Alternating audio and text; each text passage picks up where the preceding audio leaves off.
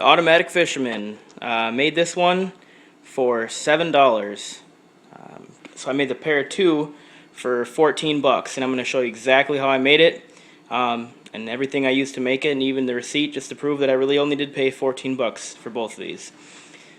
So basically the general idea behind these, I don't know, a lot of people use it for trout fishing. You can use it for anything. I'm probably going to use it for brown trout on Lake Michigan. But basically you have your jig rod. This one's a little bit lighter. I'm probably going to be using a medium action jig rod. And basically this is the trigger mechanism here.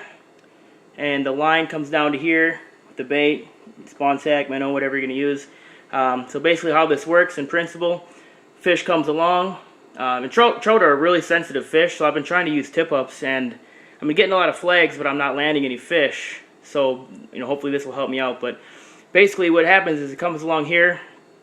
The line is actually ran through this piece right here. So basically what happens is when this is pulled down here, it sets the hook. So, obviously sets the hook and the fish, can't get away. But basically what I did was, this is actually made from a coat hanger.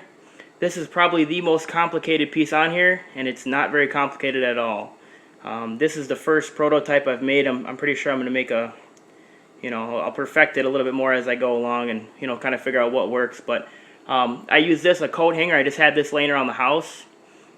You could probably make 3 triggers out of one coat hanger. This is just a little eye screw.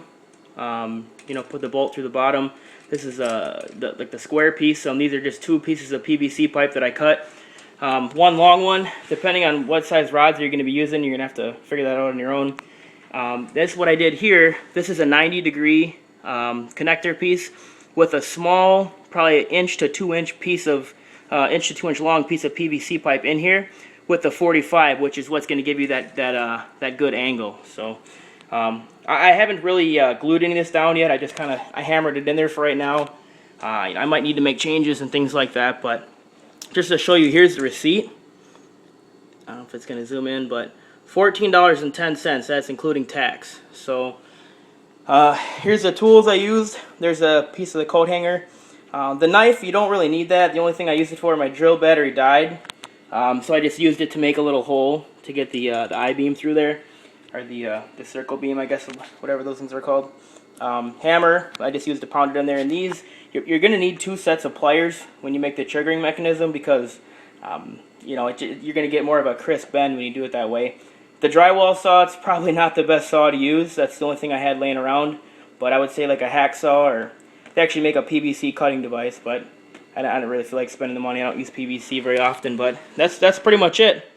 Got another one down here set up, so I'll make a video, kind of show you how they work out on the ice. Hopefully we get something.